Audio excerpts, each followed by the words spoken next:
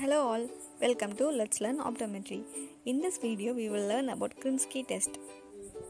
Before beginning the procedure, please watch the Hirschberg test video in our channel, as the Krimsky test is the continuation of the Hirschberg. If you have already watched the video, let's move on to the Krimsky test. Krimsky test is done to measure the amount of manifest deviation. It is done by utilizing prisms to center the corneal reflex in the deviating eye. The gold standard for measuring the amount of deviation is by the prism bar cover test, but PCT requires good cooperation from the patients and proper fixation. It also needs good visual acuity to fixate the target. So, Krimsky test is done in small children, patients who cannot cooperate, and patients with poor visual acuity. Procedure of Krimsky test. We would have already estimated the type and amount of deviation through the Hirschberg test. Now, we need to utilize prisms to center the corneal reflex in the deviating eye. We can use both prism bar and loose prisms. Ask the patient to look at the pen light as in Hirschberg. Put the prism in front of the deviating eye. The position of prism is important here. For exotropia, use base in. For esotropia, use base out. For hypertropia, use base down. And for hypotropia, use base up. An easy way to remember this is keeping the apex of the prism towards the direction of deviation. We all know that the prism deviates light towards its base. We put prisms in front of the deviating eye to move the image focus towards the fovea. In this picture, the red dot is the fovea of left eye.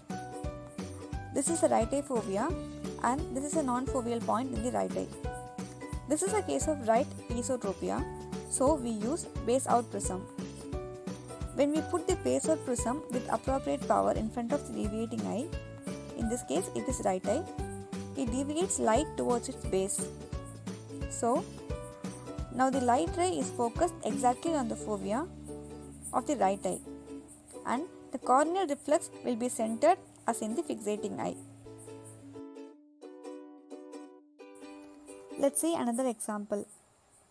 This patient is having right exotropia, so we use base in prism. After placing it in front of the deviating eye, the corneal reflex is same as in the fixating eye. The power of the prism used to center the corneal reflex is equal to the amount of deviation. Now, let's move on to the procedure of modified Krimsky. In this technique, the prism is placed in front of the fixating eye until the corneal reflex in the deviating eye is same as in the fixating eye. Let's see how this works. We put prism in front of the fixating eye and the light gets deviated towards the base of the prism. Now, the image gets focused on a non-foveal point. So, the fixating eye rotates to make the image to focus on the fovea again. When the fixating eye rotates, the deviation eye also makes a conjugate movement. In this example, the left eye is the fixating eye and the right eye is the deviating eye. The deviation is right esotropia. So we put base out prism in front of the fixating eye. In this case, it is left eye. Now, the prism deviates lights towards a non-foveal point shown in green in this example. So, the left eye rotates inwards to make the image focus on the left fovea. As the left eye rotates inward, right eye moves outwards, and the corneal reflex will be centered on the right eye. The advantage of modified Krimsky over Krimsky is that we can get a clear view of the corneal light reflex in the deviating eye without the reflection from the prism. Now, let's see another example. This is a case of left esotropia. The corneal reflex is located at the temporal border of the limbus. We use base out prism in front of the fixating eye. Now, after placing base out prism in front of the fixating right eye, the corneal reflex is moved slightly inwards in the deviating eye, but it is still not same as in the fixating eye. So, we increase the power of the prism. Now, the corneal reflex is same as in the fixating eye, and the power of prism gives the amount of deviation.